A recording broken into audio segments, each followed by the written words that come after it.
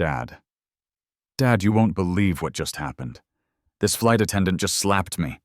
Flight attendant loses patience and hits a teen boy in first class. Seconds later, his dad's voice comes over the radio. The sharp crack of skin against skin silences the first-class cabin instantly. Laura Bennett's hand hangs suspended in the air, her own shocked expression mirroring that of the teenage boy whose cheek now bears the crimson imprint of her fingers. 27. Passengers collectively hold their breath. The boy's eyes, wide with disbelief, fill with tears he refuses to let fall. "I didn't," he starts, but Laura cuts him off with a trembling finger pointed directly at his face. "I don't care who you think you are," she hisses, voice low, but carrying in the deathly quiet cabin. "You don't belong up here." That's when the overhead speakers crackle to life, and a deep, authoritative voice fills the cabin. "This is Captain Thompson speaking. Flight attendant Laura Bennett, please report to the cockpit immediately." The voice pauses, then adds with deliberate emphasis, "That's my son you just struck." Laura's face drains of color. Her perfectly applied makeup now accentuates the horror etching itself across her features as 27 pairs of eyes swivel from the stunned teenager to her frozen form. In her 19 years as a flight attendant, she had never once raised a hand to a passenger until today, until this boy. And now, 30,000 feet above the Northeast, she realizes she's made the worst mistake of her career, possibly her life. But to understand how we arrived at this breaking point, how a respected flight attendant came to strike the pilot's son in full view of a first-class cabin, we need to go back to where it all began, just 47 minutes earlier, when Flight 3921 from New York to Miami was preparing for departure. If you're watching this video right now, take a moment to click that subscribe button to join our community of storytellers and never miss another riveting true story like this one. The evening air at JFK International Airport carried that distinctive blend of jet fuel and anticipation that Laura Bennett had grown accustomed to over her nearly 2 decades with Atlantic Airways. At 43, Laura moved through Terminal 4 with practiced efficiency, her Navy uniform crisp despite the late hour. Her dark hair secured in a regulation bun that highlighted cheekbones grown sharper with age and stress. Today marked day 4 of a 6-day rotation, and the familiar weight of exhaustion pressed against her temples. Laura's divorce had been finalized just 3 months ago, and the financial strain of suddenly maintaining her Brooklyn apartment on a single income had forced her to pick up extra shifts. The vibration of her phone, her ex-husband no doubt calling about the alimony payment she was late on, went deliberately ignored as she swiped her ID at the security checkpoint. "Evening, Bennett," nodded Sam, the TSA agent, who'd been working this checkpoint as long as Laura had been flying this route. "Another night in the friendly skies? Nothing friendly about an 8:45 p.m. departure," Laura replied, with a tight smile that didn't reach her eyes. She'd been up since 5:30 p.m., after a day of fitful sleep, punctuated by anxiety dreams about bills she couldn't pay and a future she couldn't secure. Laura's life hadn't always been defined by financial precarity and exhaustion. 15 years ago, when she married David, then a promising young attorney at a prestigious New York firm, the future had seemed limitless. Their wedding at the Plaza Hotel had been featured in New York Magazine's Celebrations section, their honeymoon in Capri capturing the perfect blend of romance and sophistication they'd cultivated in their shared image. The mortgage on their Park Slope brownstone had seemed manageable with their combined incomes, the yacht club membership a reasonable splurge for networking purposes. The first cracks appeared 7 years in when David missed their anniversary dinner to entertain clients. Laura had sat alone at Le Bernardin nursing a glass of champagne while fielding pitying glances from the waitstaff. By year 10, David was consistently working 80-hour weeks, climbing the partnership ladder with single-minded determination. Laura maintained their social calendar served on charity boards and filled their home with tasteful furniture that David barely noticed. They became masters of parallel living, sharing space, but rarely connecting. When David announced he was leaving 4 days after their 14th anniversary, Laura wasn't surprised by the fact, but by the timing. He'd waited until she returned from a 3-day trip to Paris, sitting her down in their rarely used formal living room with the precision of someone executing a long-planned strategy. "It's not working anymore," he'd said, his attorney's voice dispassionate. "We both know that."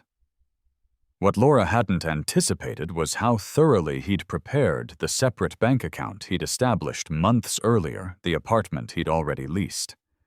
The meticulous documentation of their finances that somehow minimized his assets while highlighting hers. The divorce proceedings moved with the brisk efficiency of a business transaction, leaving Laura stunned by the clinical dismantling of her life. She'd kept the brownstone initially clinging to the last vestige of the life she'd built. But 6 months of mortgage payments without David's income had drained her savings. The yacht club membership lapsed. Friends, mostly David's colleagues and their wives, drifted away with the casual cruelty of those who choose sides without acknowledging they're doing so. Laura sold the brownstone at a loss and moved to a 1-bedroom apartment in Bed-Stuy, where the constant hum of the subway punctuated her insomnia.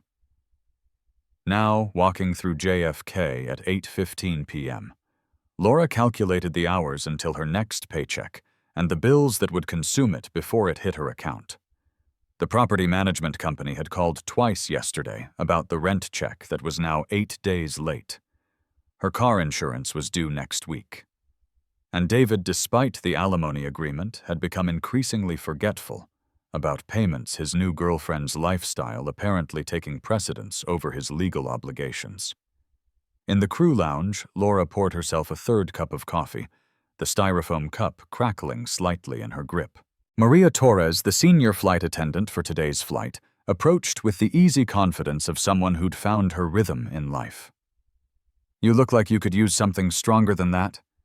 Maria observed her dark eyes warm with concern beneath precisely shaped eyebrows. At 52, Maria had the serene demeanor of someone who'd seen it all and chosen to find humor rather than hardship in the journey. "Don't tempt me," Laura muttered, taking a scalding sip. David called again last night. Apparently his new 28-year-old girlfriend needs a car, and somehow that's become my problem. Maria's eyebrows rose. The ex-husband saga continues. How many years younger is this one? 15 years younger than me? 12 years younger than the last girlfriend? Laura's laugh held no humor. "At this rate, he'll be dating a high schooler by Christmas." "Men," Maria said, the single word carrying 19 years of shared workplace confidences. She glanced at her watch. "Boarding starts in 40. Captain today is William Thompson. You've flown with him before, right?" Laura nodded. "A few times, keeps to himself, but he's good professional.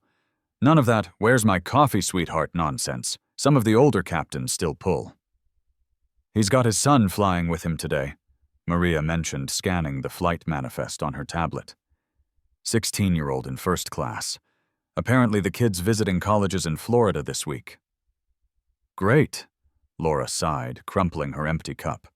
Another privileged teenager playing on their phone during the safety demonstration. "Hey," Maria squeezed her shoulder. "One flight at a time, right Miami tonight, then a 24-hour layover. We'll hit that wine bar in South Beach, my treat." For the first time that evening, Laura's smile reached her eyes. "You're the only reason I haven't quit this job, Maria." But Maria's attention had shifted to the lounge entrance where Captain William Thompson was entering alongside his co-pilot Daniel Lee. At 51, Captain Thompson commanded respect without demanding it.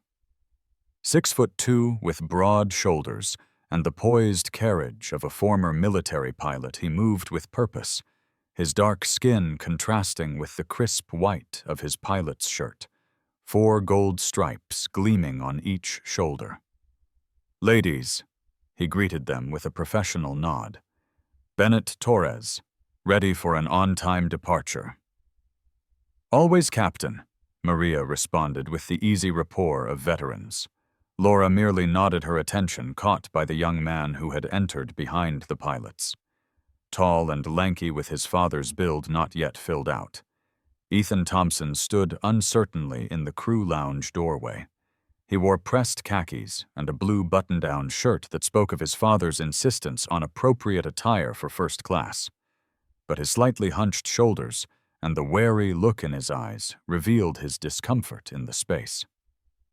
"My son Ethan," Captain Thompson introduced with unmistakable pride. "He's shadowing me today before we tour the University of Miami tomorrow. The boy's got a mind for engineering." Ethan shifted uncomfortably under the sudden attention. "Dad, I haven't even applied yet," he murmured, his voice deeper than Laura expected, but with a slight crack of adolescence still present. "And when you do, they'll be lucky to have you," his father replied, with the confidence of a man who had never doubted his son's potential.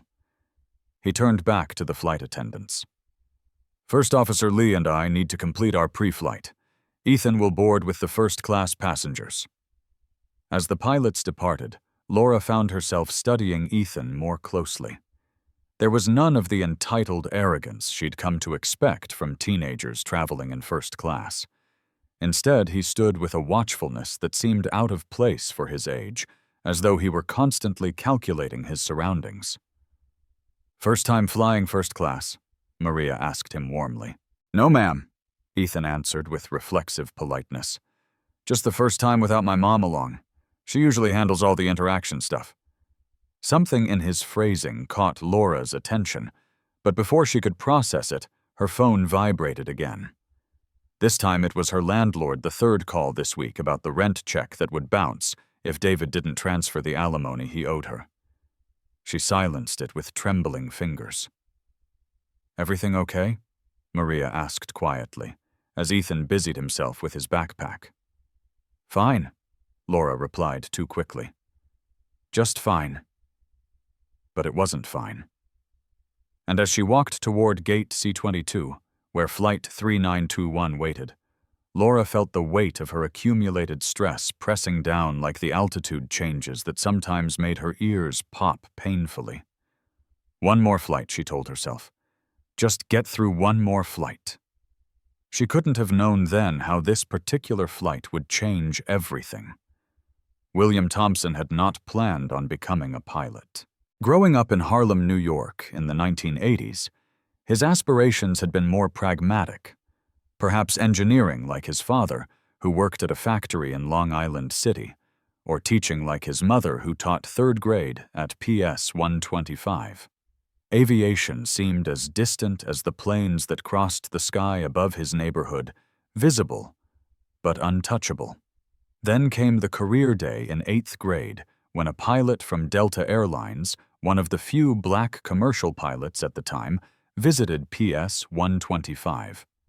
Captain Charles Harris stood before William's class in his uniform, those gleaming stripes on his shoulders representing authority, respect, possibilities. "The sky doesn't care what color your skin is," Captain Harris had told them. "It only cares if you have the skill and determination to navigate it." That night, 14-year-old William had announced to his parents that he was going to become a pilot.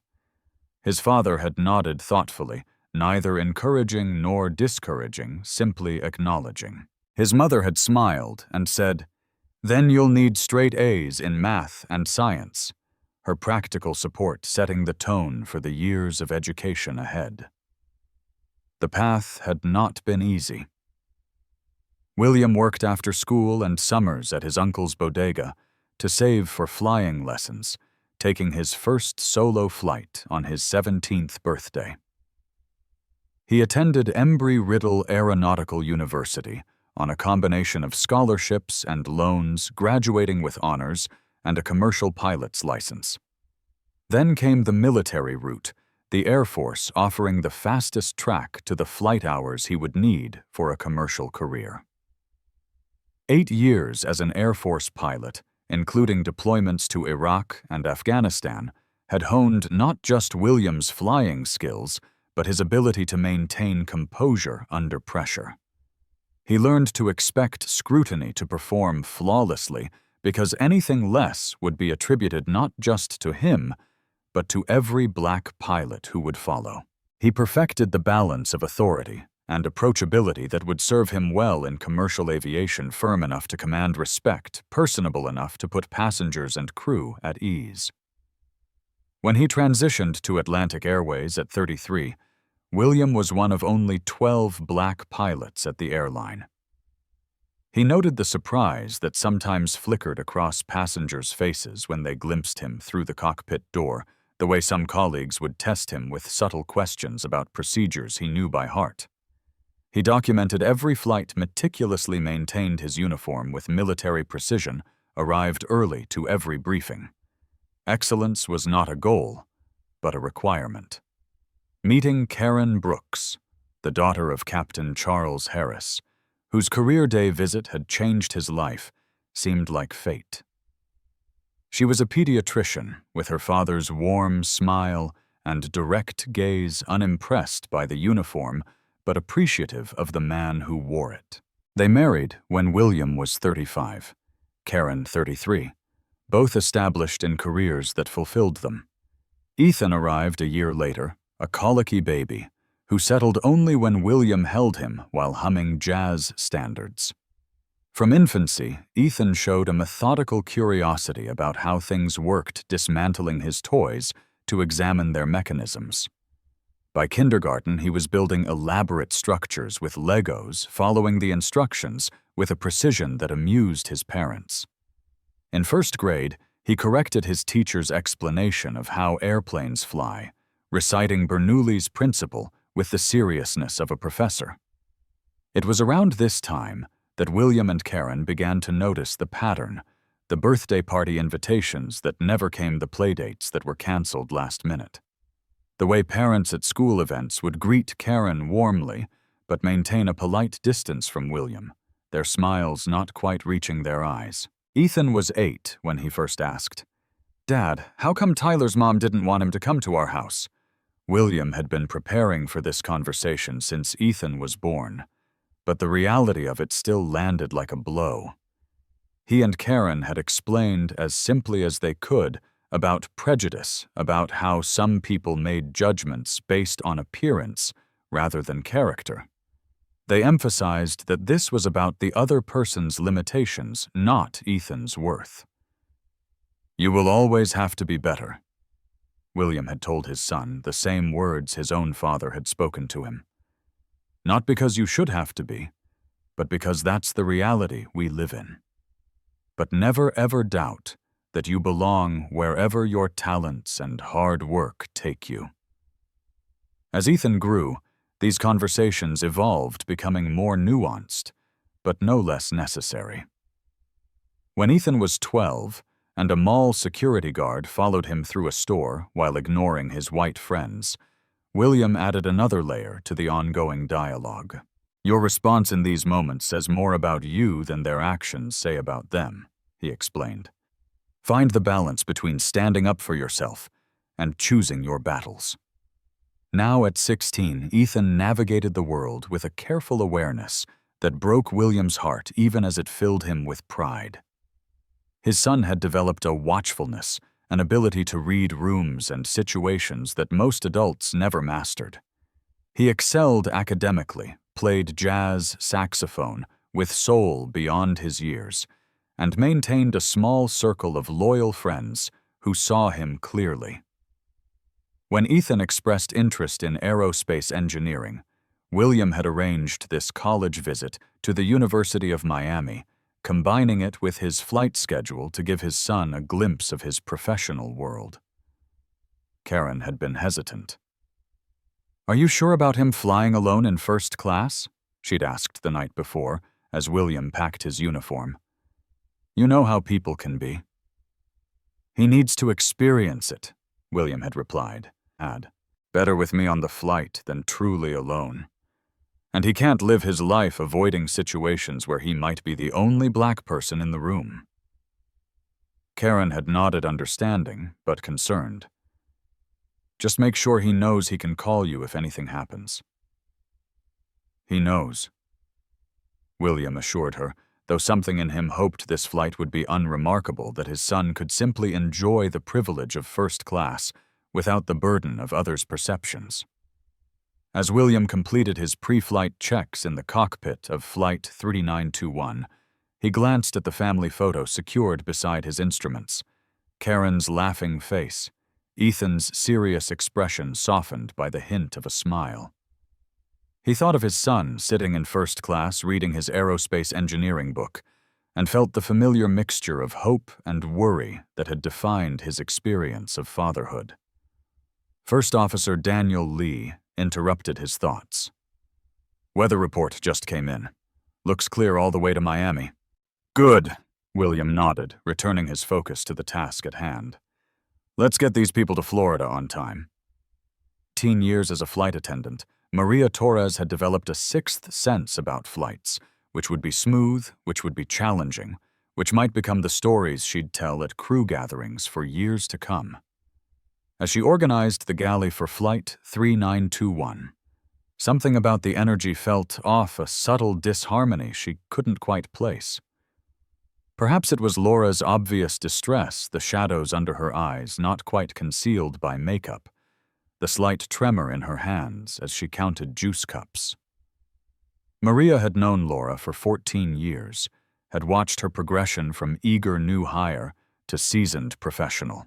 They'd supported each other through the industry's upheavals, 9/11's devastating impact on aviation, the 2008 financial crisis that led to furloughs and benefit cuts, the mergers that reshuffled crews and routes. They'd shared hotel rooms on layovers, celebrated promotions, attended each other's life milestones. Maria had been there when Laura met David at a crew party, had helped plan their wedding, had listened as Laura's marriage slowly unraveled in confidences shared over airport coffees and hotel minibars.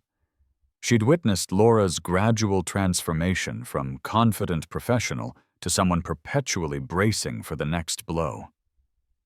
"You need to see someone," Maria had urged last month, after finding Laura crying in the lavatory during a flight to Atlanta. A therapist, a financial advisor, someone. "With what money?" Laura had responded, wiping her eyes with mechanical efficiency. "Do you know what my copay is? Since they switched our insurance, $50 a session, that's groceries for a week, Maria." Maria understood financial strain better than most. As a single mother who had raised 2 daughters on a flight attendant's salary, she'd mastered the art of stretching paychecks and juggling priorities. Her own divorce, 15 years earlier, had left her with twin 4-year-olds and a mortgage she could barely afford. There had been nights when she'd fed the girls mac and cheese, while she herself ate nothing, bill-paying sessions that ended in tears, Christmas mornings made possible only by her parents' generosity. But Maria had also had advantages. Laura lacked parents willing and able to help with childcare, an ex-husband who paid child support reliably, if not enthusiastically, a rental property inherited from her grandmother that provided modest additional income. She had weathered her financial storm and emerged, if not wealthy, then stable and debt-free, her daughters now in college on scholarships and part-time jobs. She recognized in Laura's current struggle the particular panic of financial insecurity, the constant mental calculations, the dread of unexpected expenses, the exhaustion of maintaining appearances while everything crumbled internally. Maria had been trying to support her friend without overstepping, offering meals during layovers, suggesting cheaper housing options, even considering offering a loan before deciding that might damage their friendship if repayment became an issue. Now, watching Laura mechanically prepare for the flight service, Maria resolved to be more direct during their Miami layover. She would insist on helping Laura create a budget, perhaps contact a credit counselor, maybe even research legal options if David was consistently late with alimony. Laura needed more than wine and sympathy. She needed a concrete path forward. Maria's concern for her friend temporarily distracted her from her usual pre-flight routine of assessing the manifest. Normally, she would scan for potential issues: frequent flyers with known preferences, passengers with mobility issues, anyone with a history of in-flight incidents. By the time she turned her attention to these details, boarding had already begun. She quickly noted the usual first-class demographic for an evening business flight: executives in custom suits, a smattering of wealthy retirees, the occasional upgraded frequent flyer. Two names triggered her internal alert system. Patricia Langston, a passenger who had filed complaints on 3 previous flights, and Ethan Thompson, the captain's teenage son. Under different circumstances, Maria would have assigned herself to Patricia Langston's section, using her decades of experience to manage the demanding passenger. Today, she hesitated, uncertain whether Laura needed the buffer, or whether the distraction of service might actually help her focus on something beyond her personal troubles. Before she could decide, Laura had already positioned herself to serve the first-class section containing both Langston and young Thompson.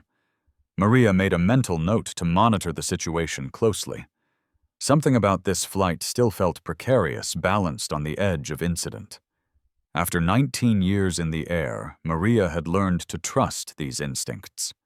She just hoped whatever happened would be manageable, a minor service issue, perhaps, or a bit of light turbulence. Nothing that would add to the burden Laura was already carrying. As she moved to her position for boarding, Maria offered a silent prayer to St. Christopher, patron saint of travelers whom her Catholic mother had invoked before every flight since Maria joined the airline. "Just get us all to Miami in one piece," she murmured, body and spirit intact. Gate C-22 hummed with the particular energy of a full flight.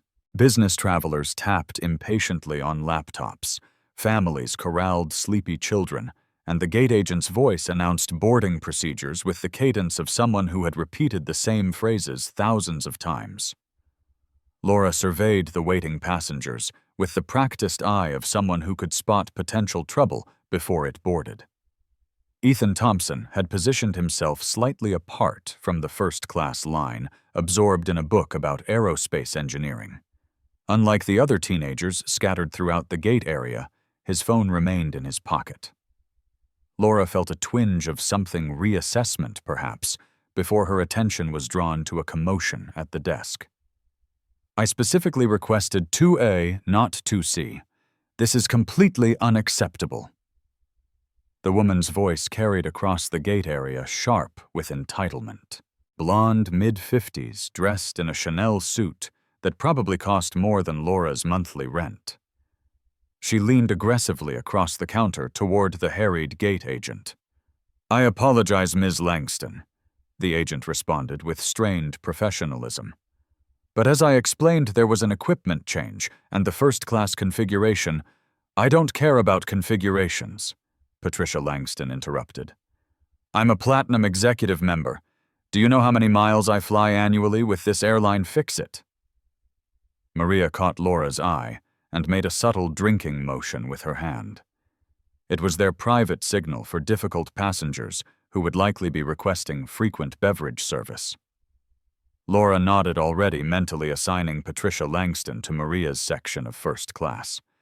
In her current state, Laura didn't trust herself to maintain the placid demeanor required. Patricia Langston had not always been this person. The imperious customer service nightmare who reduced airline staff to tense smiles, the woman whose very approach caused hotel concierges to straighten their spines in anticipation of demands. Once she had been Patricia Hayes from Albany, New York, a bright, ambitious girl with perfect grades and a yearbook full of activities determined to escape her middle-class origins. Columbia University had been her first taste of real wealth. The casual extravagance of roommates who thought nothing of weekend trips to Paris, the subtle social hierarchies based on family names and summer homes. Patricia had studied these classmates with anthropological precision, noting the brands they wore, the inflections in their speech, the way they occupied space as though it naturally belonged to them. She adapted quickly, shedding her upstate accent, curating a wardrobe from sample sales and thrift stores in wealthy neighborhoods, accepting invitations to homes where she observed and absorbed the rules of a world she intended to join. Her marriage to Edward Langston, scion of a Connecticut real estate family, had been the culmination of this careful self-creation. The wedding at the Langston estate in Greenwich had featured in Town & Country Patricia's parents looking uncomfortable but proud in the few photos where they appeared. The marriage lasted 12 years, long enough for Patricia to secure her position in Manhattan society, to produce 2 sons, who were now at boarding schools in Connecticut, to establish herself as a formidable fundraiser for the right charities. The divorce had been amicable on paper, vicious in reality. Edward had already moved on with his yoga instructor. Patricia had already consulted the best divorce attorneys in New York. They had parted with mutual disdain and a settlement that allowed Patricia to maintain her lifestyle while freeing Edward to marry his younger girlfriend without financial penalty. Now, at 55, Patricia Langston served on the boards of 3 cultural institutions, maintained homes in Manhattan's Upper East Side and the Hamptons, and traveled frequently for both business and pleasure. She had constructed a life of immaculate surfaces, designer clothes, meticulous highlights, rigorous fitness regimen that concealed the constant gnawing fear of being exposed as an imposter, of losing her hard-won place in a world she had not been born to. This anxiety expressed itself as control over her environment, her appearance, her interactions. Any deviation from her expectations, any challenge to her authority, triggered a defensive anger that had become her reflexive response to perceived threats. The gate agent who couldn't provide her preferred seat was not just an airline employee doing their job. They were a potential unraveling of the careful order Patricia maintained to keep her insecurities at bay. As boarding began, and Laura took her position at the aircraft door, she felt the familiar disconnection that had become her coping mechanism. Smile, welcome, direct. The routine allowed her to function on autopilot while her mind churned through the calculations of her dwindling bank account and mounting bills. "Good evening. Welcome aboard," she repeated, her voice pleasant, but her eyes not quite connecting with the passengers who filed past. The first-class cabin filled quickly with the usual mix of business executives, wealthy retirees, and the occasional upgraded frequent flyer. Laura noticed Ethan Thompson settling into seat 3A by the window, his lanky frame folding carefully into the space as though trying to occupy as little room as possible. Patricia Langston swept into the cabin with the air of someone who considered the aircraft her personal domain, her displeasure at being seated in 2C rather than 2A, radiating from her rigid posture. She surveyed the cabin critically, her gaze landing on Ethan and lingering there with obvious disapproval. As Laura moved through the pre-flight preparations, she became aware of Patricia Langston's increasingly loud sighs and pointed glances toward Ethan. When Laura approached to offer a pre-departure beverage, Patricia leaned in conspiratorially. "I think there's been a mistake," she said in a stage whisper that carried clearly. "That young man in 3A, I believe he may have boarded incorrectly. Perhaps you should check his boarding pass." Laura glanced at Ethan, who was staring determinedly out the window, his shoulders tense, though his expression remained carefully neutral. She knew immediately what assumption Patricia was making, and despite her own stress, she felt a flicker of indignation on the boy's behalf. "All our first-class passengers have been verified at the gate, ma'am," Laura replied evenly. "Can I get you a beverage before takeoff?" Patricia's lips thinned. "Sparkling water with lemon, and I still think you should check. These things happen, you know. People end up where they don't belong." The pointed emphasis made Laura's professional smile tighten. She moved to the galley where Maria was preparing the drink cart. 2C is going to be a problem, Laura murmured. Maria rolled her eyes. Let me guess she's concerned about the captain's son. Got it in one. Want me to take your row? You've got that look. Laura squared her shoulders. No, I can handle it. She needed to handle it, needed to prove to herself that she could still do this job with the professionalism that had once defined her. As Laura distributed pre-flight beverages, she noticed Ethan declining with a polite, "No thank you, ma'am." His good manners only highlighted the contrast with Patricia Langston, who accepted her sparkling water without acknowledgement and immediately pressed the call button again. Yes, Laura returned, fighting to keep irritation from her voice. There's no lemon, Patricia stated flatly. My apologies. Laura retrieved a lemon wedge from the galley, aware of Maria's sympathetic glance. When she returned, Patricia was half-turned in her seat, staring pointedly at Ethan, who was now reading his book with deliberate concentration. Here you are, ma'am, Laura said, placing the lemon on Patricia's napkin. Thank you. Now, I don't mean to be difficult, Patricia began in a tone that suggested the opposite. But I paid for a premium experience, and I'm concerned about the atmosphere in the cabin tonight. Laura felt her professional mask slipping. Is there a specific concern I can address? Patricia lowered her voice to a whisper that nonetheless remained perfectly audible. I've been flying first class for 20 years, and I know when someone is in the wrong seat. Perhaps he has a coach ticket and thought he could just sit anywhere. Ethan's knuckles whitened around his book, though his eyes remained fixed on the page. Laura noticed he hadn't turned a page in several minutes. Ma'am, I can assure you that all passengers in this cabin are ticketed for first class, Laura stated firmly. Now, if you'll excuse me, we're preparing for departure. As Laura moved away, she heard Patricia mutter, Well, I've never seen a boy like that in first class before. And something inside her, the part that had absorbed too many injustices of her own, recently twisted painfully. The boarding door closed, and the aircraft pushed back from the gate, precisely on schedule. In the cockpit, Captain Thompson's voice came over the PA system, deep and reassuring. Good evening from the flight deck.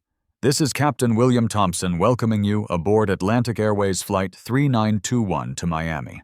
Our flying time tonight will be approximately 3 hours and 10 minutes. Weather looks clear along our route, so we should have a smooth flight. We're currently number 4 for departure, so sit back, relax, and we'll have you in the air shortly. In the cockpit, William adjusted his headset and glanced at First Officer Daniel Lee, who was completing the final pre-departure checklist. At 32, Lee was a relatively new addition to Atlantic's pilot corps, having joined the airline after 8 years flying for a regional carrier. William had flown with him a dozen times and found him to be meticulous calm under pressure and refreshingly straightforward qualities essential in a profession where clear communication could make the difference between routine and catastrophe. Ground control's backed up this evening, Lee observed, gesturing toward the line of aircraft visible through the cockpit window. Might be a few extra minutes before we're cleared. William nodded, using the unexpected pause to mentally review the flight plan once more. New York to Miami was a route he'd flown hundreds of times, familiar enough to be comfortable, but never routine enough to invite complacency. Tonight's weather forecast showed clear conditions across most of their route, with some potential turbulence over the Carolinas. Nothing unusual for early summer. His thoughts drifted briefly to Ethan, seated in first class. William wondered how his son was settling in, whether he was enjoying this glimpse into his father's professional world. Ethan had been on countless flights, family vacations, visits to grandparents, even accompanying William on an occasional overnight when he was younger. But this was different. This was Ethan experiencing the intersection of his father's career and his own developing interest in aviation, seeing firsthand the environment William navigated daily. A small part of William wished he could step back into the cabin just for a moment to check on his son, not because Ethan needed monitoring. At 16, he was more self-sufficient than many adults, but because William would have enjoyed seeing him in this context, observing his reactions. It was a luxury not afforded to pilots, this ability to move between worlds during flight. Instead, he would have to trust the cabin crew to ensure Ethan's comfort. Laura Bennett and Maria Torres were both experienced flight attendants. He'd flown with them enough times to know they were professionals. Bennett had seemed distracted during the pre-flight briefing, but that wasn't unusual. Flight crews led complex lives, balancing the demands of an industry that required them to be perpetually in motion with the realities of maintaining homes, relationships, and personal well-being. Ground control's voice crackled through the headset, issuing clearance for pushback. William acknowledged the instruction, then pressed the interphone to alert the lead flight attendant that departure was imminent. With practiced coordination, he and Lee guided the aircraft away from the gate, joining the queue of planes awaiting clearance for takeoff. As they taxied toward the runway, William performed a mental reset, the deliberate shift from William Thompson, father and husband, to Captain Thompson, responsible for the safe transport of 163 passengers and 7 crew members across the country. It was a compartmentalization he had mastered over decades, the ability to be fully present in his professional role while maintaining awareness of his personal connections. When Tower Control finally issued their takeoff clearance, William advanced the throttles with precise timing, feeling the familiar surge of power as the engines responded. Beside him, Lee called out speed indicators with calm efficiency. The moment of rotation when the aircraft's nose lifted from the runway and the full weight transferred from wheels to wings never failed to give William a flicker of satisfaction. No matter how many thousands of takeoffs he executed, this transition from earth to sky retained its fundamental magic. As the aircraft climbed through 10,000 feet and the seatbelt sign chimed off, William settled into the rhythm of cruise flight, the cockpit quiet, except for occasional communications with air traffic control. He thought again of Ethan in first class, imagining his son perhaps gazing out the window at the city lights unfolding below, or perhaps deep in conversation with a seatmate, or more likely, given Ethan's introverted nature, absorbed in his aerospace engineering book. William allowed himself a small smile, unseen by Lee, who was updating their flight log. The boy had his mother's intellect and his father's steady determination, a combination that filled William with quiet pride. Whatever path Ethan ultimately chose, whether following his father into aviation or pursuing his interest in engineering, William was confident his son would approach it with the same thoughtful dedication he brought to everything. The interphone chimed, drawing William back to the present moment, probably the lead flight attendant calling to confirm meal service timing. He pressed the response button, ready to resume his role as captain, the brief paternal reflection complete for now. As Laura demonstrated the safety features with mechanical precision, she noticed Ethan watching attentively, while most of the cabin, including Patricia Langston, ignored the presentation entirely. The aircraft taxied toward the runway, joining the queue of planes awaiting departure in the glowing New York evening. When the engines roared to life and the plane accelerated down the runway, Laura braced herself in the jump seat, closing her eyes briefly. This moment of takeoff, the powerful thrust, the gravity pressing her back, the sensation of the earth falling away, had once been her favorite part of flying. Lately, it only reminded her of how untethered her life had become, floating without direction or security. The climb to cruising altitude was smooth, the seatbelt sign chiming off at 10,000 feet. As Laura and Maria began the in-flight service, the cabin settled into the rhythm of an evening flight. Business travelers opened laptops. An older couple donned sleep masks, and a few passengers thumbed through the in-flight magazine. Ethan Thompson had returned to his book, seemingly lost in technical diagrams of aircraft engines. Occasionally, he would glance toward the cockpit door with a small smile of pride that made him look younger than his 16 years. For a moment, Laura saw not the teenager she'd initially categorized, but someone's child, Captain Thompson's child, navigating a world that made assumptions about him based on appearances. The moment of empathy was interrupted by Patricia Langston's imperious call button. Laura suppressed a sigh and approached. "Yes, ma'am. I'd like a mimosa," Patricia stated, "and please make sure the champagne is properly chilled this time." "Of course I'll bring that right away." As Laura prepared the drink in the galley, Maria whispered, "She's already on my last nerve and we haven't even hit turbulence yet." "Just wait," Laura replied. "She thinks the captain's son is in the wrong cabin, made some comments that she broke off not wanting to articulate what they both understood."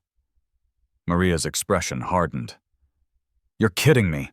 In 2025, some people never change. Captain Thompson should hear about this." "Not our place," Laura cautioned, though she silently agreed.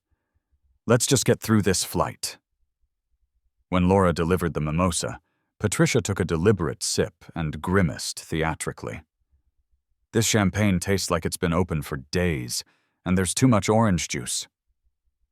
Laura's patience, already worn tissue thin, threatened to tear completely. "I'm sorry it's not to your liking.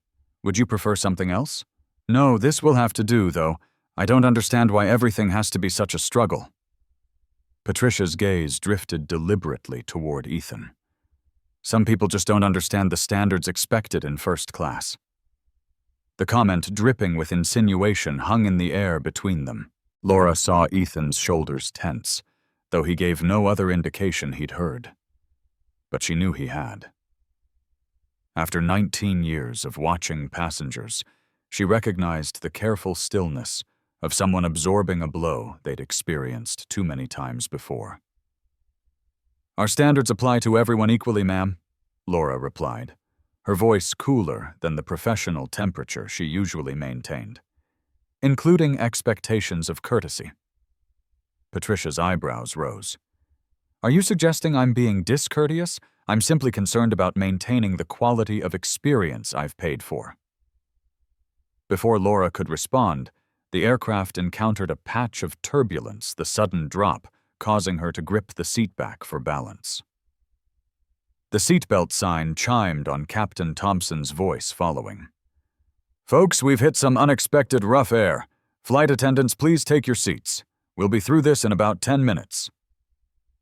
Laura made her way back to the jump seat, frustration burning in her chest. The injustice of Patricia's behavior, coupled with the accumulated stress of her personal situation, formed a volatile mixture she struggled to contain. As the aircraft bucked and swayed through the turbulence, Laura closed her eyes and practiced the breathing techniques her therapist had recommended, techniques she'd abandoned, along with the therapy sessions she could no longer afford after David left. When the turbulence subsided and the seatbelt sign turned off, Laura returned to the first-class cabin to find Patricia Langston's mimosa had spilled across her tray table, droplets staining her expensive suit. "This is unacceptable," Patricia fumed as Laura approached with towels. "My suit is ruined. I have meetings in Miami, important meetings. Who's going to take responsibility for this?" "I apologize for the turbulence, ma'am," Laura said mechanically, helping to blot the stain. "Unfortunately, air currents are beyond our control." "Well, someone should have secured my drink," Patricia insisted. "I'll be filing a complaint and expecting compensation for the cleaning." Laura bit back the retort that passengers were instructed to secure items during turbulence, and instead said, "I'll be happy to note that in the flight report. Can I bring you another drink? A gin and tonic double gin." Patricia handed over the soiled napkins with distaste. "And perhaps you should check on that boy. He looks like he might be feeling ill. I don't want any unpleasantness in the cabin." Laura glanced at Ethan, who appeared perfectly fine reading his book with the same quiet concentration as before. "He seems fine to me, but I'll check in with him." After delivering Patricia's double gin and tonic, which received another dissatisfied frown, Laura paused at Ethan's seat. "Everything okay here? Can I get you anything?" Ethan looked up, momentarily startled at being addressed. "No, thank you, ma'am. I'm good." His politeness, so at odds with Patricia's demanding behavior, softened something in Laura. "That's an impressive book you're reading. Thinking about becoming a pilot like your dad." A genuine smile transformed the boy's serious face. "Maybe. I'm more interested in designing the planes than flying them, though. I want to build something that changes how people travel." "That's quite a goal," Laura said, finding herself unexpectedly charmed by his earnestness. "My dad says aim high, or stay on the ground." Ethan shrugged, then added quietly, "He had to aim pretty high to get where he is." The implication was clear, and Laura felt a twinge of shame for her earlier assumptions. "Well, he's one of our best captains. The crew always appreciates flying with him." For the first time since boarding, Ethan's guarded expression fully relaxed. "Thanks for saying that. He works really hard." The genuine moment was interrupted by Patricia's voice from across the aisle. "Excuse me, I need another napkin. This one is too small." As Laura turned away, she heard Patricia mutter to the businessman beside her. "Honestly, the standards have really slipped. First they let anyone buy a first-class ticket, now the service is suffering too." Laura's hands shook slightly as she retrieved more napkins from the galley. Maria noticed immediately. "That bad, huh?" "She's making comments about Ethan. Not quite explicit enough to call out, but he can hear every word." Laura's voice was tight with suppressed anger. "And I can't stop thinking about how it must feel to be 16 and have some stranger deciding you don't belong somewhere based on nothing but how you look." Maria placed a steadying hand on Laura's arm. "Want me to switch sections with you? I've got thicker skin for these types." Laura shook her head. "No, I need to handle this." But as the flight progressed past the halfway mark, Laura's ability to handle anything felt increasingly tenuous. Her phone, checked during a brief galley break, showed 3 missed calls from her landlord and a text from David. "Can't make the payment this week. Tight on cash. We'll double up next month." The casual disregard, the broken promise that would lead to yet another financial crisis. It sent a surge of helpless rage through Laura that left her lightheaded. The unfairness of it all, her ex-husband's ability to simply opt out of responsibility while she scrambled to keep her life from collapsing, combined with Patricia Langston's ongoing commentary about standards and belonging and who deserved what. When Laura returned to the cabin, Patricia was speaking to the businessman beside her in a voice deliberately pitched to Carrie. "I just think there should be some standards. You know, I remember when flying first class meant something when it was exclusive. Now they hand out upgrades to anyone, and we all have to pretend it's the same experience." Ethan had put in earbuds, his music presumably drowning out Patricia's comments, but the tightness around his eyes suggested he'd heard plenty before choosing to block it out. As Laura passed his seat, she noticed he was no longer reading, but staring out the window, his reflection in the plexiglass revealing an expression too resigned for someone so young. "More ice," Patricia demanded without preamble when Laura approached. "This is mostly melted." Laura took the glass wordlessly, returning to the galley, where she gripped the counter edge until her knuckles whitened. Maria observed her with growing concern. "Laura, seriously, let me take over out there. You look like you're about to snap." "I'm fine," Laura insisted, though they both knew it was a lie. She couldn't articulate even to herself why Patricia's behavior had become the focal point for all her accumulated frustration and hurt. Perhaps because it represented everything she'd been struggling against, the casual cruelty of the privileged, the assumptions made about who belonged where, the way some people could simply take what they wanted while others had to fight for basic dignity. Returning to the cabin with Patricia's refreshed drink, Laura found Ethan standing in the aisle, his tall frame slightly hunched as though trying to make himself smaller. He was reaching carefully across Patricia's seat toward the window. "What do you think you're doing?" Patricia demanded loudly, her voice sharp with accusation. My earbud fell, Ethan explained, gesturing to the small white object that had apparently rolled across the floor and under Patricia's seat by the window. I'm sorry, I was trying not to disturb you. Well, you are disturbing me, Patricia retorted. You can't just reach across my personal space without permission. Several passengers had turned to watch the interaction drawn by Patricia's raised voice. Ethan took a step back, his expression carefully neutral in a way that spoke of practiced self-control. I apologize, ma'am. May I please retrieve my earbud from under your seat? I suppose, Patricia replied with exaggerated magnanimity. Though you should be more careful with expensive items if you can't afford to replace them. The gratuitous cruelty of the comment, the assumption laden within it, sent a flush of anger across Laura's neck. As Ethan crouched to retrieve his earbud, careful not to touch any part of Patricia's seat, Laura noticed his hands were trembling slightly. Here's your fresh drink, ma'am, Laura said, placing it deliberately between Patricia and her unfolding prejudice. Finally, Patricia muttered, then added more loudly as Ethan straightened with his recovered earbud. And you might want to check this young man's ticket again. I'm not convinced he's supposed to be in this cabin. Something in Laura, perhaps her last thread of professional restraint, snapped. His ticket is perfectly valid, Ms. Langston. He's exactly where he belongs. Well, I disagree, Patricia replied, with the confidence of someone unaccustomed to being challenged. I've been flying first class for decades, and I know when someone doesn't fit the profile. Ethan stood frozen earbud clutched in his hand, his expression a careful mask that couldn't quite hide the hurt beneath.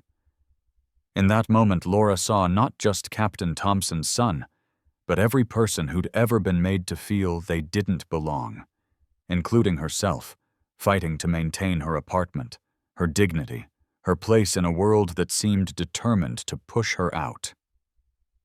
The only person in this cabin displaying behavior inappropriate for first class is you, ma'am, Laura said, her voice low but intense.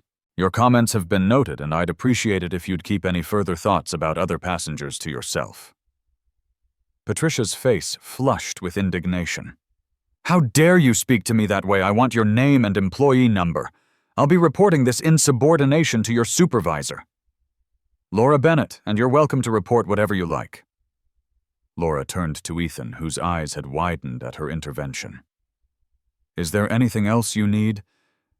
No, ma'am, he replied quietly. Thank you.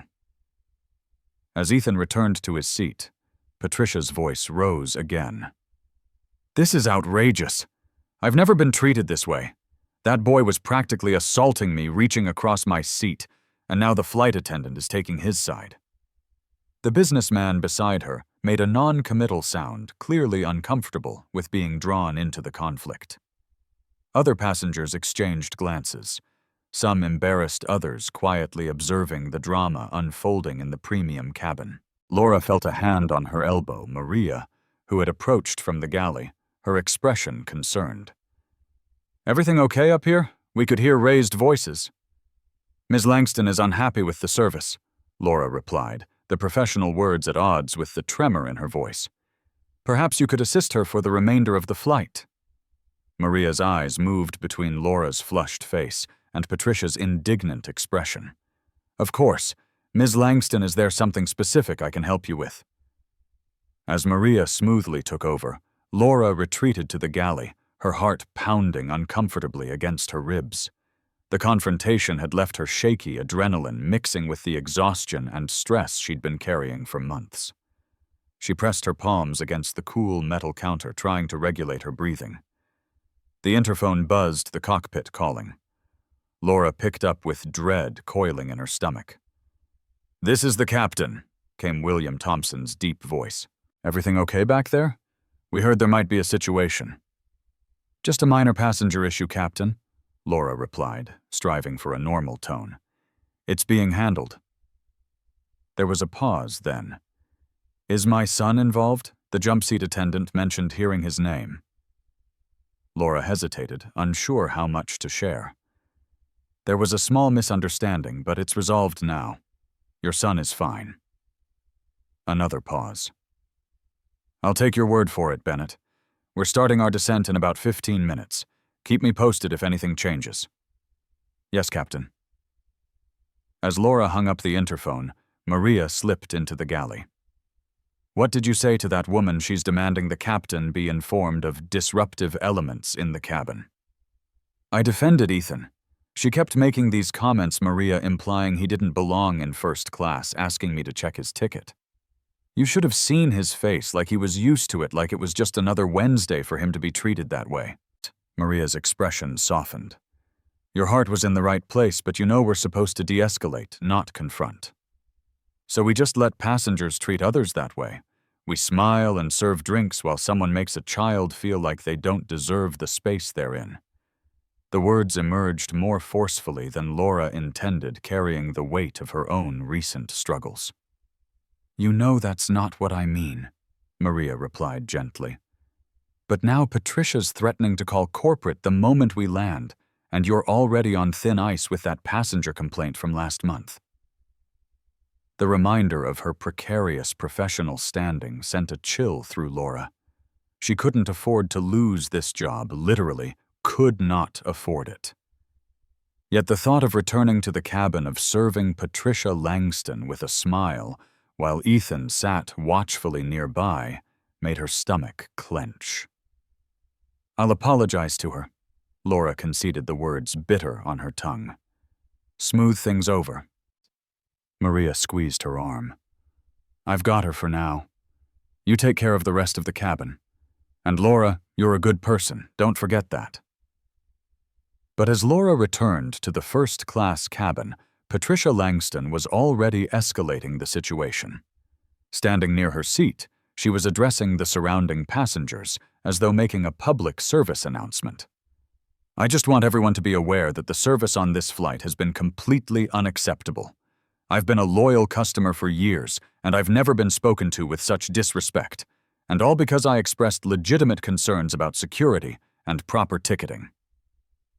Ethan had shrunk into his seat, earbuds firmly in place, his gaze fixed determinedly out to the window. But the rigid set of his shoulders revealed he was hearing every word. Ms. Langston, Laura began, approaching with forced calm. I apologize if you felt my tone was inappropriate. Perhaps we could discuss your concerns privately. Patricia turned to her with triumphant indignation. Now you want to be professional after humiliating me in front of the entire cabin? I don't think so. I'll be speaking directly to your superiors about this incident. That's your right, Laura acknowledged, fighting to maintain her composure. The seatbelt sign chimed on, accompanied by Captain Thompson's voice.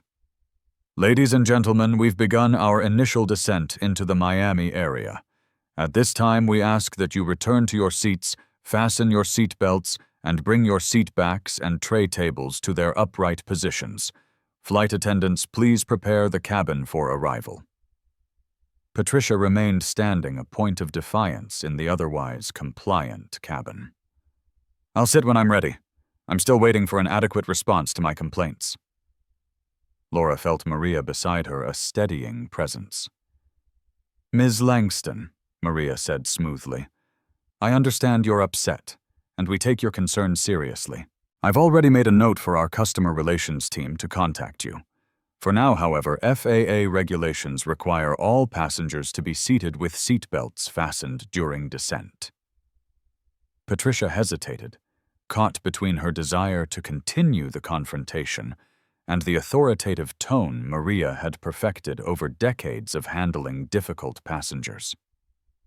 Finally, with a dramatic sigh, she returned to her seat.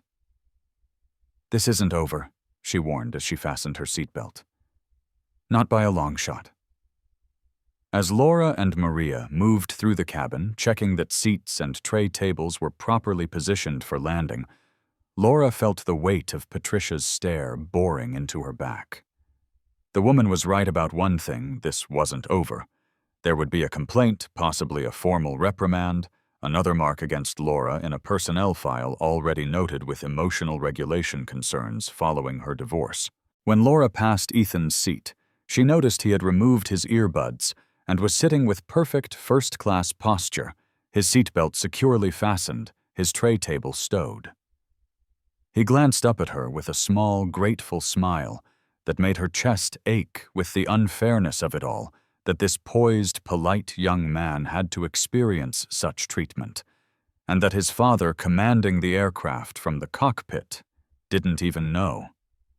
The descent into Miami was smooth, the aircraft breaking through a layer of evening clouds to reveal the glittering city skyline below.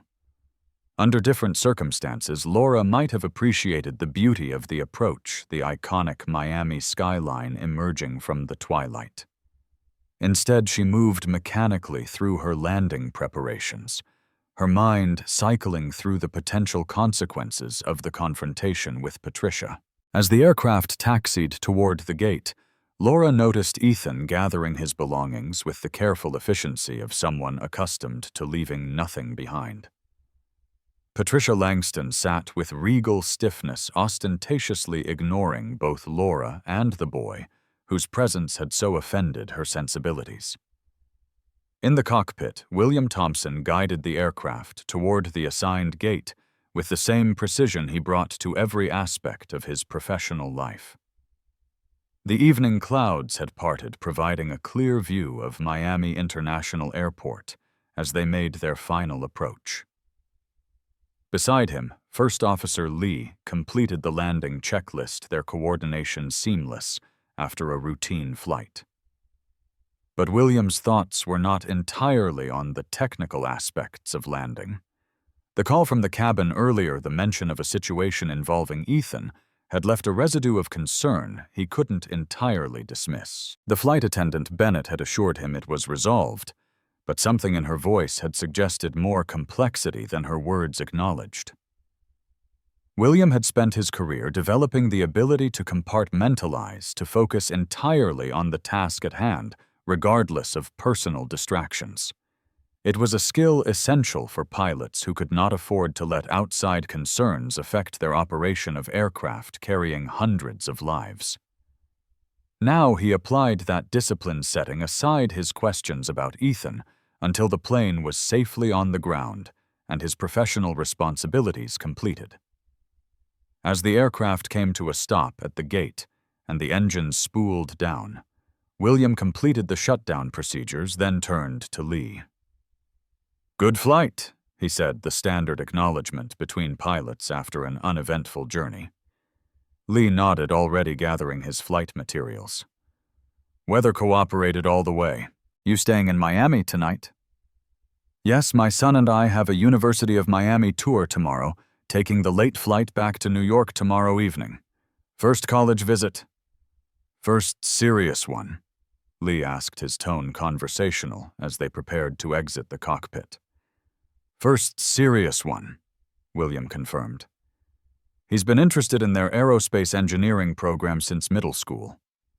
"Smart kid," Lee commented. "Follows the old man's interest but wants to build the planes instead of fly them, huh?" William smiled paternal pride, momentarily displacing his lingering concern. "Something like that, though. I think he'd make a damn good pilot if he wanted." Their conversation was interrupted by a gentle knock on the cockpit door, the lead flight attendant signaling that deplaning was about to begin. William pressed the overhead button for the PA system, delivering his customary arrival announcement with practiced warmth. As passengers began to gather their belongings, William remained in the cockpit, completing final paperwork, while Lee exited to retrieve his personal items from the crew area. William planned to wait until most passengers had deplaned before emerging to meet Ethan, a habit developed over years of flying, allowing him to avoid the crush of passengers eager to exit. The interphone buzzed again. William answered, expecting the standard notification that all passengers had deplaned. Instead, the jump seat attendant's voice came through, tense with urgency. "Captain Thompson, there's a situation in first class with your son and flight attendant Bennett." William's heart rate accelerated, the professional calm he maintained during in-flight emergencies suddenly harder to access when his son was involved. "What kind of situation? You should come quickly, sir." William was moving before the attendant finished speaking, emerging from the cockpit into the forward galley. He could hear raised voices from the first-class cabin, a woman's indignant tone, the murmur of concerned passengers, and then, most alarmingly, silence.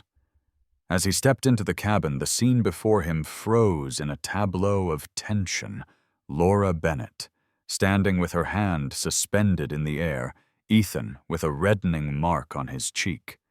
Passengers watching in stunned silence. The look on his son's face hurt confusion. A dignity maintained at obvious cost sent a surge of protective rage through William that he hadn't felt since Ethan came home from 3rd grade with a bloody nose and a story about kids who said he didn't belong at their lunch table. Without conscious thought, William reached for the nearest handset, activating the PA system. His voice, when it emerged, carried the full authority of his command position, though his eyes never left the tableau before him. "This is Captain Thompson speaking. Flight Attendant Laura Bennett, please report to the cockpit immediately." He paused, then added with deliberate emphasis, "That's my son you just struck." The silence that followed was absolute. The aircraft came to a stop at the gate. The seatbelt sign chimed off, and passengers began the familiar ritual of standing to retrieve items from overhead bins, despite the door remaining closed. Captain Thompson's voice came over the PA system one final time. "Ladies and gentlemen, welcome to Miami International Airport, where the local time is 11:47 p.m., and the temperature is a pleasant 78 degrees. On behalf of Atlantic Airways and our Miami-based crew, we'd like to thank you for flying with us today. We know you have choices when you travel, and we appreciate you choosing Atlantic. Please remain seated until we've parked at the gate and turned off the seatbelt sign, which I've just done. Have a wonderful evening in the beautiful Miami area." As the door opened and first-class passengers began to deplane, Laura stood at the exit row, offering the practiced farewell she had delivered thousands of times. "Thank you for flying with us today. Have a nice evening." Patricia Langston approached the exit with her designer carry-on, pausing deliberately in front of Laura. "I'll be speaking to your supervisor about your behavior today and about the company you choose to keep." Her gaze flicked meaningfully toward Ethan, who was waiting patiently several passengers behind her. Something in Laura, the last thread of professional restraint, perhaps stretched dangerously thin. "Have a nice evening, Ms. Langston." She managed her smile, fixed and brittle. As Patricia moved past her into the jet bridge, Laura heard her mutter, "Completely unprofessional taking that boy's side when he clearly didn't belong there." The comment, delivered just loudly enough to be heard, was the final straw. 19 years of holding her tongue, of smiling through passenger entitlement, and rudeness of maintaining composure, while her personal life unraveled, all of it crystallized into a single moment of fury that overwhelmed her better judgment. Laura stepped away from the door, approaching Ethan, where he stood waiting in the deplaning line. "I need to see your boarding pass," she said loudly, her voice carrying through the quiet cabin. Ethan looked up, startled. "My boarding pass, but we've already—" "Now!" Laura insisted, her hand extended, aware of the remaining passengers watching the interaction with confusion. Bewildered, Ethan pulled his boarding pass from his pocket and handed it to her. Laura made a show of examining it, then looked up with exaggerated surprise. "Well, what do you know? It seems Ms. Langston was right after all. You don't belong in first class." Patricia stood watching from the jet bridge entrance, a vindicated smile spreading across her face. Ethan's expression crumpled in confusion and hurt. "I don't understand." "You don't belong in first class," Laura continued, her voice rising with the reckless momentum of someone who had held back too much for too long. "You belong in the cockpit with your father, Captain Thompson, the man who flies this entire plane, who is responsible for everyone's safety, including Ms. Langston's, the man who has earned every stripe on his shoulder through hard work and excellence. Patricia's smile faltered as several passengers exchanged glances, the implication of Laura's words becoming clear. Ethan stood frozen, his boarding pass still extended, his eyes wide with uncertainty. "Laura," Maria warned quietly from behind her, "that's enough." But it wasn't enough, not after months of swallowing her own pain, not after watching this boy endure casual cruelty with practiced resignation. Laura took a step closer to Ethan, her voice lowering to address him directly. "You have every right to be in through the cabin, more right than most of us, and don't let anyone ever make you feel otherwise." The sharp crack of skin against skin silences the first-class cabin instantly. Laura Bennett's hand hangs suspended in the air, her own shocked expression mirroring that of the teenage boy, whose cheek now bears the crimson imprint of her fingers. 27 passengers collectively hold their breath. The boy's eyes, wide with disbelief, fill with tears he refuses to let fall. "I didn't," he starts, but Laura cuts him off with a trembling finger pointed directly at his face. "I don't care who you think you are," she hisses, voice low, but carrying in the deathly quiet cabin. "You don't belong up here." That's when the overhead speakers crackle to life, and a deep, authoritative voice fills the cabin. "This is Captain Thompson speaking. Flight Attendant Laura Bennett, please report to the cockpit immediately." And the voice pauses, then adds with deliberate emphasis, "That's my son you just struck." The horrified silence that follows is deafening. Laura stands paralyzed, her hand still suspended in the air, as the reality of what she's done crashes over her like turbulence. 19 years of service gone in a single, impulsive moment. Ethan remains utterly still, one hand rising slowly to his reddened cheek, his eyes reflecting not anger, but a profound sadness that cuts Laura more deeply than rage ever could. Maria is beside her instantly, her voice low and urgent. "What have you done? Go to the cockpit now." Patricia Langston's triumphant expression has transformed to shock, her earlier complaints forgotten in the face of this far more dramatic development. The remaining passengers stare in uncomfortable silence, unwilling to move toward the exit, while the scene continues to unfold before them. "Ethan," Laura begins, her voice cracking on his name. "I didn't mean—" "Go," Maria repeats more firmly this time. "I'll stay with him." The walk to the cockpit feels endless, each step carrying Laura closer to the end of her career, to the consequences of a moment's loss of control. She knocks tentatively on the cockpit door, the sound impossibly loud in the hushed cabin. The door opens to reveal First Officer Daniel Lee, his expression carefully neutral as he steps aside to let her enter. Inside, Captain William Thompson sits in the left seat, his broad shoulders rigid beneath his uniform, his back to her as he completes the shutdown checklist with mechanical precision. "Captain," Laura begins, her voice barely audible. "I can explain. Can you—" He turns slowly, his face a mask of controlled fury that reminds her suddenly painfully of his son's practiced composure. "Can you explain why my 16-year-old son, who has never been anything but respectful to every person he's ever met, has your handprint on his face?" Laura opens her mouth, but no words emerge. How can she explain the perfect storm that led to this moment? Her financial stress, her ex-husband's betrayal, Patricia Langston's prejudice, her own growing rage at the injustices, large and small, that had accumulated in her life. None of it excuses what she's done. "I'm sorry," she finally manages. "I was trying to defend him from a passenger who was making comments suggesting he didn't belong in first class, and then somehow I lost control." Captain Thompson's expression doesn't soften. "You lost control on my son." "There's no excuse," Laura acknowledges, her voice steadying as she accepts the reality of her situation. I'll submit my resignation immediately. That's not your decision to make, Captain Thompson replies, his tone precise. There are procedures for incidents like this, procedures I intend to follow to the letter.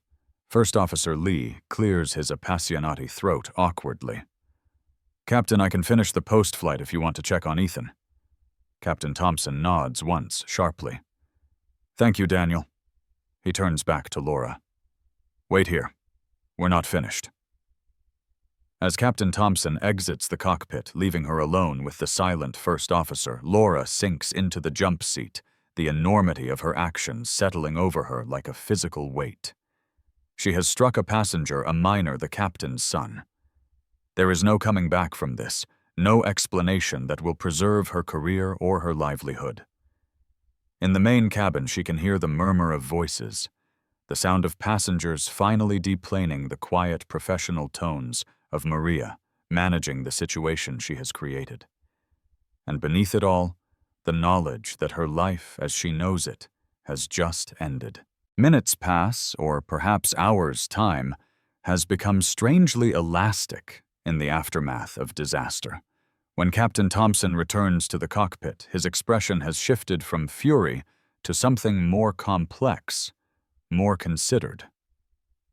My son refuses to press charges, he says without preamble. Laura looks up, startled. What? Ethan refuses to press charges. He says you were defending him from a passenger who was making racist comments, and that you didn't mean to hit him, that it was a reflexive action when he stood up suddenly.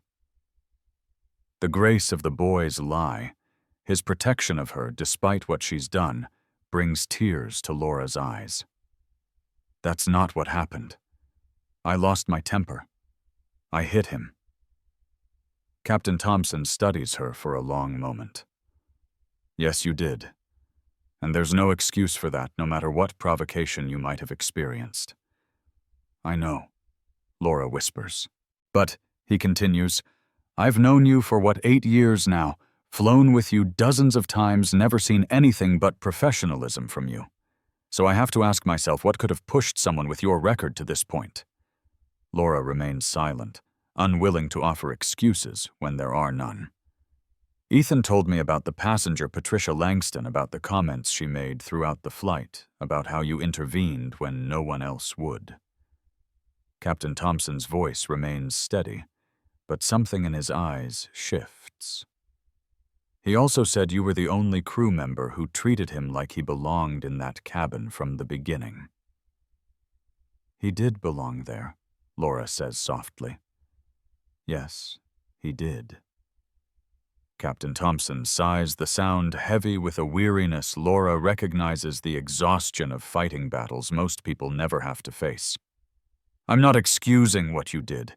It was unacceptable, and there will be consequences. But I'm also not going to let a 20-year career end over a single mistake, however serious, without understanding the context. Hope, dangerous, fragile, flickers to life in Laura's chest. What are you saying? I'm saying that I'm going to file an incident report that reflects what actually happened, including Ms. Langston's behavior throughout the flight and the stress you were under. I'm saying that while you'll likely face suspension and mandatory counseling, I'm not going to recommend termination. The unexpected reprieve leaves Laura speechless. Why? She finally manages. After what I did to your son? Because Ethan asked me not to. Captain Thompson replies simply. Because he believes you were trying to help even if you went about it completely wrong. And because I've spent my entire career dealing with people who make assumptions about who belongs where, and I understand what it means to finally reach your breaking point.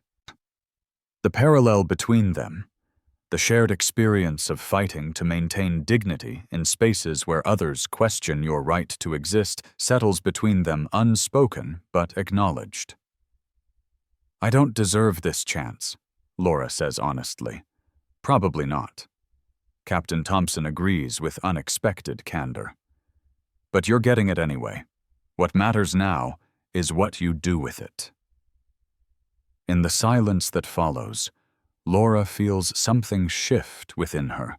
Not absolution, not forgiveness, but the possibility of redemption, a chance to rebuild, not just her career, but herself, to find a way forward that honors the grace she's been unexpectedly offered. "Thank you," she says finally. "I won't waste this opportunity." Captain Thompson nods once, then gestures toward the door. "Ethan is waiting in the jet bridge. I think you owe him an apology before we leave." Laura follows him out of the cockpit, each step heavy with the weight of accountability. The aircraft is empty now, the passengers gone. Only Maria remaining as she completes final cabin checks. She gives Laura a questioning look, which Laura answers with a small nod, not okay, but surviving. In the jet bridge, Ethan waits alone, his tall frame leaning against the wall, his cheek still bearing the faint imprint of her hand. When he sees her, he straightens his expression, guarded but not hostile. "Ethan." Laura begins, her voice thick with regret. "I am so sorry for what I did. There is no excuse, no justification that could ever make it right. What I did was wrong, and I will carry that knowledge with me every day." The boy studies her for a long moment, his eyes so like his father's, serious and assessing. "You were trying to help," he says finally. "Before that, you were the only one who said anything when she kept making those comments." "That doesn't excuse my actions afterward," Laura insists. "I was supposed to protect you, not hurt you." Ethan touches his cheek lightly. "It didn't really hurt, not physically anyway." The implication that the emotional hurt was worse sends a fresh wave of shame through Laura. "I'm sorry," she repeats, inadequate but sincere. "I know," Ethan says simply. Then with wisdom beyond his years, he adds, "We all have breaking points, even the people who seem like they have it all together." Laura thinks of her carefully maintained facade, the professional competence that had masked her growing desperation and despair. "Yes, we do," Captain Thompson places a hand on his son's shoulder. "We should go. We've got a college tour tomorrow morning." Ethan nods, then turns back to Laura. "I hope things get better for you, whatever you're going through."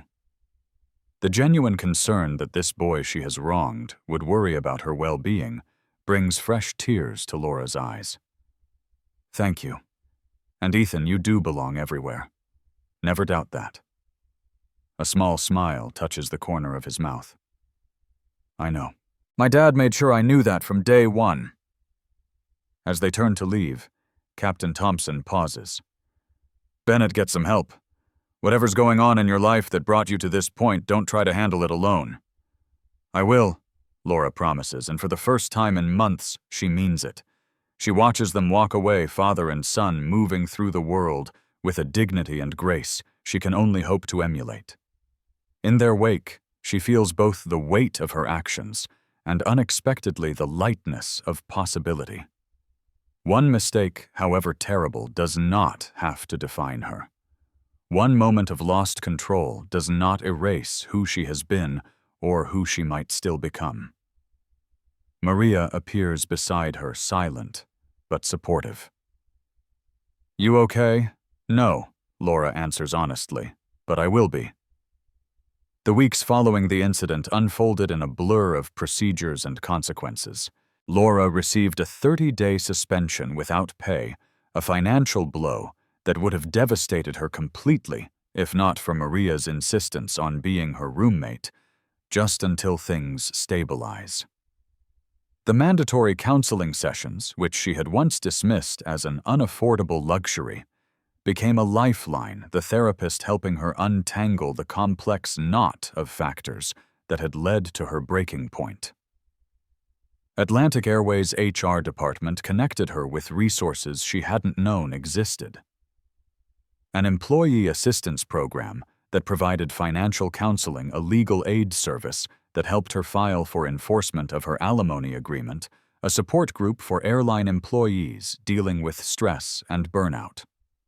The infrastructure had been there all along. Laura had simply been too proud, too determined to handle everything alone to access it. David, confronted by an actual legal notice, rather than Laura's increasingly desperate pleas, began making regular payments again. Her landlord, presented with documentation of the forthcoming funds, agreed to a payment plan for the overdue rent. The ground beneath her feet, which had felt so unstable for so long, began to solidify. The most unexpected development came 3 weeks into her suspension, when she received an email from Karen Thompson, Captain Thompson's wife and Ethan's mother. The message was brief but direct, an invitation to coffee the next time Laura was in New York. "William told me what happened," Karen wrote. "I'd like to hear your side of the story." The meeting took place at a small cafe near New York Presbyterian Hospital, where Karen worked as a pediatrician. Laura arrived early, anxiety churning in her stomach, half expecting recrimination, despite the civil tone of the invitation. Instead, she found understanding from a woman who had spent decades watching her husband and son navigate spaces where their belonging was questioned. "What you did was wrong," Karen acknowledged, stirring her tea with measured movements. "But why you did it, that part, I understand better than most." They talked for 2 hours, the conversation flowing from the incident on the plane to broader discussions of breaking points, of carrying too much alone, of the particular exhaustion that comes from fighting battles others don't even see. By the time they parted, something like friendship had begun to form, tentative but genuine. 6 months later, as Laura prepared for a flight to Paris, her first international route since returning to work, she received a text message with a photo attached. It showed Ethan in a University of Miami sweatshirt, grinning broadly in front of an engineering building. The caption read simply, "Acceptance letter came today. Dad says to tell you he's flying the family out for a campus visit next month. If you're on the crew list, he says you'd be welcome."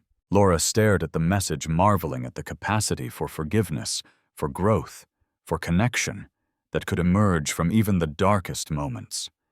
She had made a terrible mistake, one she would never fully forgive herself for. But from that mistake had come transformation. She was not the same person who had boarded Flight 3921 nearly a year ago, brittle with stress and isolation. The woman who now prepared to welcome passengers to the Paris flight was more grounded, more self-aware, more willing to reach for help before reaching a breaking point. As the first passengers began to board, Laura smiled a genuine expression that reached her eyes. "Welcome aboard," she said, meaning it in a way she hadn't for years. "We're glad you're here. If you've made it this far in our story, we'd love to hear your thoughts. Please take a moment to comment below and share where you're watching from. Don't forget to subscribe so you never miss another powerful story that makes you think, feel, and reflect on the complex relationships that shape our world.